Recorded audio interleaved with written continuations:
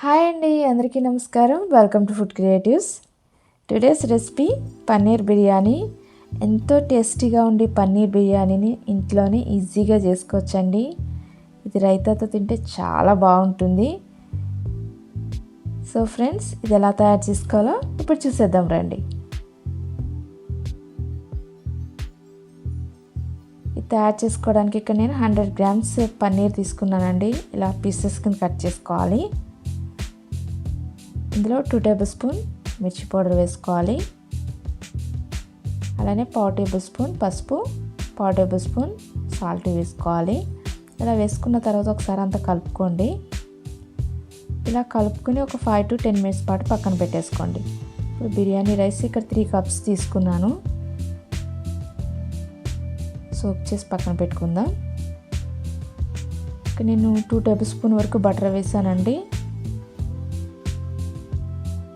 మనం ఆల్రెడీ పక్కన పెట్టుకున్నాం కదా పన్నీర్ ముక్కల్ని బటర్లో వేసేసుకుని లో ఫ్లేమ్లో పెట్టుకుని వీటిని ఫ్రై చేసుకోవాలి. ఇలా ఫ్రై చేసుకోవడం వల్ల చాలా టేస్టీగా ఉంటుంది.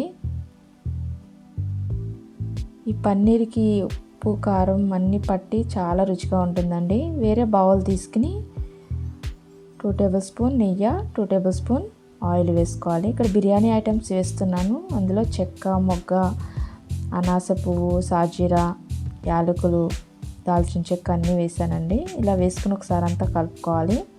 ఇవి కొంచెం ఫ్రై అయిన తర్వాత ఆనియన్స్ ఇక్కడ ఒకటి తీసుకున్నాను, స్లైస్ని కట్ చేసుకోవాలి. అలానే 2 పచ్చిమిరపకాయలు, పచ్చి బఠానీ, ఒక చిన్న క్యారెట్, అలానే 2 బీన్స్ తీసుకున్నాను, సన్న కట్ చేసి వేసుకోవాలి. కొంచెం ఫ్రై అయిన తర్వాత 1 టేబుల్ స్పూన్ అల్లం వెల్లుల్లి పేస్ట్ వేసుకోవాలి.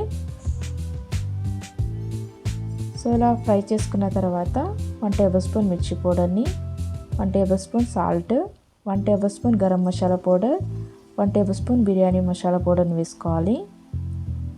ఇలా వేసుకున్న తర్వాత ఒకసారి అంతా కలుపుకుంటూ ఫ్రై చేసుకోవాలండి. ఇక్కడ నేను 1 కప్ కర్డ్ వేస్తున్నాను. ఈ కర్డ్ వేసుకోవడం వల్ల టేస్ట్ చాలా బాగుంటుంది, ఇంకా గ్రేవీ కూడా బాగా వస్తుంది. మనం ఆల్రెడీ ఫ్రై చేసి పెట్టుకున్నాం కదా పన్నీర్ ముక్కల్ని ఇప్పుడు వేసేసుకుందాం. ఇలా పన్నీర్ ముక్కలు వేసేసుకున్న తర్వాత ఒకసారి అంతా కలుపుకోవాలండి. మరీ ఎక్కువగా మిక్స్ చేసుకోకూడదు, ముక్కలు విడిపోతాయి.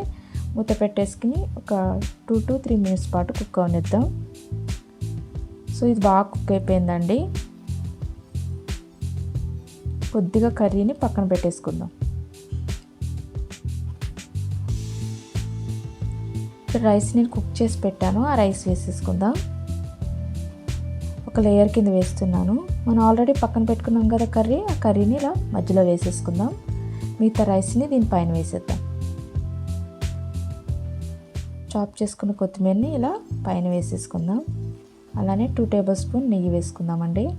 ఇలా నెయ్యి వేసుకోవడం వల్ల టేస్ట్ చాలా బాగుంటుంది. మూత పెట్టేసుకుని ఒక 10 minutes పాటు లో ఫ్లేమ్లో కుక్ చేసుకుందాం. ఇది బాగా కుక్ అయిపోయిందండి. ఒకసారి చూద్దాం ఎలా కుక్ అయిందో. సో బిర్యానీ రెడీ అయిపోయిందండి, పన్నీర్ బిర్యానీ. ఎంతో టేస్టీగా ఉంటుంది. ఒక్కసారి తిన్నారంటే వదలరండి, అంత బాగుంటుంది పన్నీర్ బిర్యానీ. చూసారా ఎంత సింపుల్గా ఈ పన్నీర్ బిర్యానీ తయారు చేసుకున్నాము. టేస్ట్ కూడా అంతే బాగుంటుంది. దీనికోసం కర్రీ ఏం వండనవసరం లేదండి, ఇలా రైతాతో తింటే సరిపోతుంది. ఎంతో టేస్టీగా ఉండే పన్నీర్ బిర్యానీ రెడీ అయిపోయింది. ఈ వీడియో నచ్చింది అనుకుంటున్నాను ఫ్రెండ్స్. నచ్చితే like, share and subscribe to our channel. Thank you.